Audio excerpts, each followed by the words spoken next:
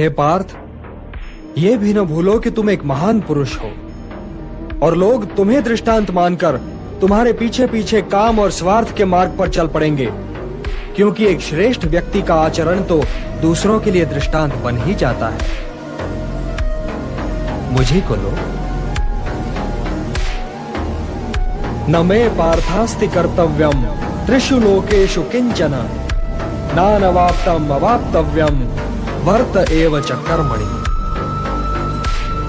त्रिलोक में मेरे लिए कुछ करना आवश्यक नहीं पार्थ, और त्रिलोक में ऐसा भी कुछ नहीं जिसे मैं प्राप्त करना चाहूं और प्राप्त ना कर सकूं। फिर भी मैं तुम्हारे सामने कर्म कर रहा हूं पार्थ, कर्म कर रहा हूं। ये दिखला रहा हूं, ये सिद्ध कर रहा हूं कि निष्काम कर्म के मार्ग पर चलते हुए जीवन व्यतीत करना संभव है।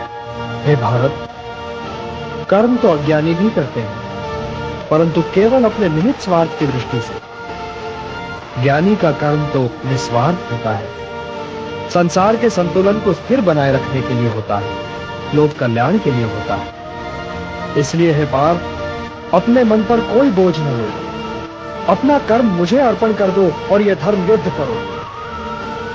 कर्तव्य पालन के मार्ग पर तो मृत्यु भी कल्याणकारी हो जाती है। यदि पितामह, गुरुजनों और सगे संबंधियों का तुम्हें वध भी करना पड़े, तब भी तुम्हें पाप नहीं लगेगा, क्योंकि कर्तव्य पालन पाप रहित होता है पार्थ। कर्तव्य पालन पाप रहित होता है। यदि वे वीर गति को प्राप्त हुए तो उनकी मृत्यु कल्याणकारी हो जाएगी, और यदि तुम वीर गति को प्राप्त हुए तो तुम्हारी मृत्यु। इसलिए हे पार्थ, युद्ध करो, क्योंकि धर्म का मार्ग पाप का मार्ग नहीं हो सकता। पाप की बात निकल आई है तो ये बताइए कृष्ण कि कभी कभी मनुष्य पाप करने के लिए इतना विवश क्यों होता है? उसे कौन विवश करता है? उसे विवश करती है उसकी वासना, उसे विवश करता है उसका निहित स्वार्थ, उससे पाप करवाता है उसका क्रोध, उसका मोह। इन शत्रुओं को पहचानो पार्थ। जैसे धुआं अग्नि को ढक देता है, या धूल दर्पण को, या झिल्ली गर्भ को, वैसे ही ज्ञान को ढक देते हैं काम, मोह और वासना। काम और मोह की अग्नि ज्ञान को नष्ट कर देती है, और इसीलिए ज्ञानी की वैरी है।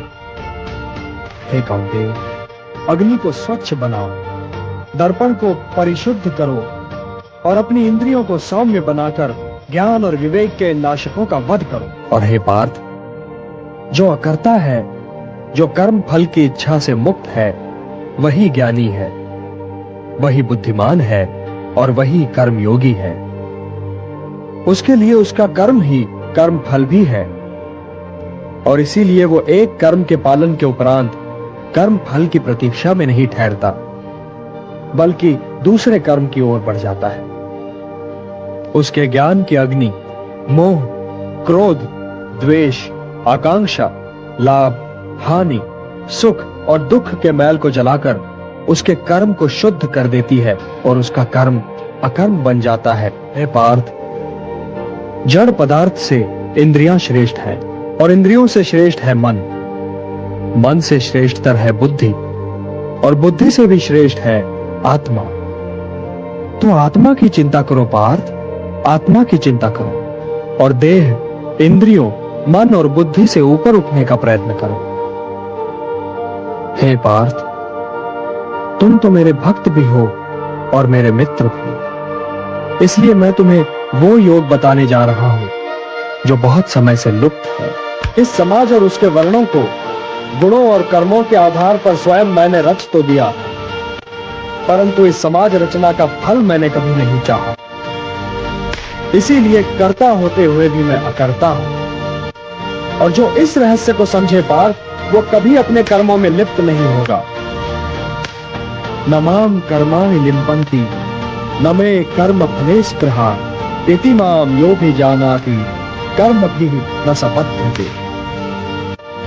मुझे कर्म फल की इच्छा नहीं है, जब ही तो कर्म मुझे दूषित नहीं कर पाते। तुम भी निष्काम कर्म करो पार्थ, और अपने कर्म पर अपने निहित स्वार्थ की छाया न पड़ने दो। हे भारत, कर्म, अकर्म और विकर्म के अंतर को समझो। और कर्म, अकर्म और विकर्म में क्या अंतर है केशव? कर्म तो कर्म है ही, किंतु जो कर्म कर्म फल की आशा से मुक्त होकर किया जाए वो अकर्म है, और जो कर्म व्यक्ति और समाज के हित में न हो वो विकर्म है, निषिद्ध है। कर्म अकर्म से श्रेष्ठ है।